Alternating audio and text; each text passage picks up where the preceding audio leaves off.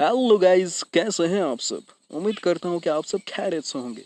दोस्तों, आज की वीडियो में मैं आपको बताने वाला हूं क्लास 10 एनसीईआरटी मैथ प्रश्नावली 3.3 का तीसरा नंबर। तीसरा का पहला नंबर देखिए। तीसरा नंबर क्या कहता है, निम्न समस्याओं में रैखिक समीकरण युग्म बनाइए और उनके हल प्रतिस्थापन विधि द्वारा ज्ञात कीजिए। किस विधि द्वारा?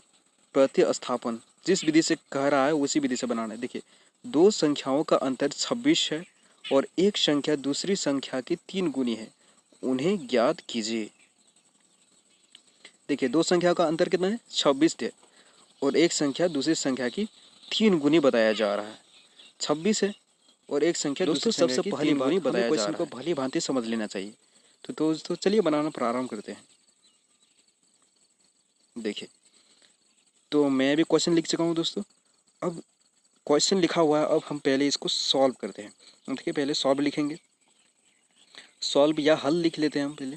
उसके बाद देखिए, यहाँ पर दो संख्याएं दिया हुआ है, यानी दो संख्या, एक बड़ी संख्या होगी एक छोटी संख्या। हमें मान लेना है, माना कि बड़ी संख्या, क्योंकि यहाँ पर दो संख्याओं की जिक्र हो रहा है तो बड़ी संख्या क्या होगी? हम बड़ी संख्या x मान लेंगे। देखिए, बड़ी संख्या हम x मान लेंगे, x। इसी तरह अब छोटी संख्या तथा, अब लिखेंगे हम तथा छोटी संख्या, यानी एक बड़ी संख्या एक छोटी संख्या। छोटी संख्या हमारी होगी y। देखिए दोस्तों, छोटी संख्या हमारी y होगी। अब बताया जा रहा है क्वेश्चन में दो संख्याओं का अंतर कितना? 26 है। तो प्रश्नानुसार हम लिखेंगे, यानी बड़ी संख्या से छोटी संख्या को घटाएंगे तो कितना? 26 आएगा। देखिए, बड़ी संख्या हम x माने हैं और छोटी संख्या y माने हैं।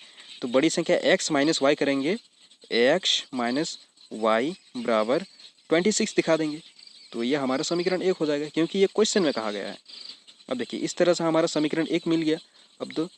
अब हम निकालेंगे, फिर प्रश्न अनुसार लिखेंगे। उसके बाद प्रश्न में दूसरा पार्ट क्या कहता है प्रश्न का, वो पढ़ लेंगे। प्रश्न अनुसार लिखने के पश्चात हम प्रश्न में क्या कह रहा है, देखिए प्रश्न में कहता है, प्रश्न में देखिए, ध्यान से देखिए, एक संख्या दूसरी संख्या की 3 गुनी है, यानी बड़ी संख्या छोटी संख्या की कितनी गुनी होगी? 3 गुनी होगी। यानी तो चलिए इसे भी हम समीकरण के रूप में व्यक्त कर लेते हैं। x बराबर 3y।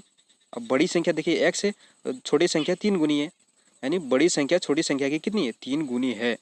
तो अब देखिए, x का x, अब 3y को इक्वल किस पर लाएंगे तो -3y होगा। इक्वल अब क्या बचा इस बार में? इस बार में 0 बचा, तो 0 का 0 लिख देंगे। इसको हम समीकरण दूसरा दिखा देंगे। देखिए, ये हमारे समीकरण 2 हो गया। अब समीकरण 2 प्राप्त हो गया तो हमें x और y का मान ही तो निकालना है। तो चलिए अब समीकरण 1 से लिखना प्रारंभ करते हैं। देखिए, पहले हम समीकरण 1 से लिखते हैं। समीकरण 1 से, समीकरण 1 से, अब समीकरण 1 में जो है हम उसे उतार लेते हैं। x minus Y is equal to 26, जो समीकरण 1 में है। अब देखिए, x का x, अब माइनस वाई को इक्वल किस पर लाएंगे तो क्या होगा? Plus Y. 26 प्लस वाई, देखिए x का मान 26 प्लस वाई, इसको हम समीकरण तीसरा मान लेते हैं, क्योंकि x का मान हमें समीकरण दूसरा में प्रतिस्थापित करना है। इसलिए हम लिखेंगे x का मान समीकरण 2 में प्रतिस्थापित करने पर, देखिए प्रतिस्थापित करने पर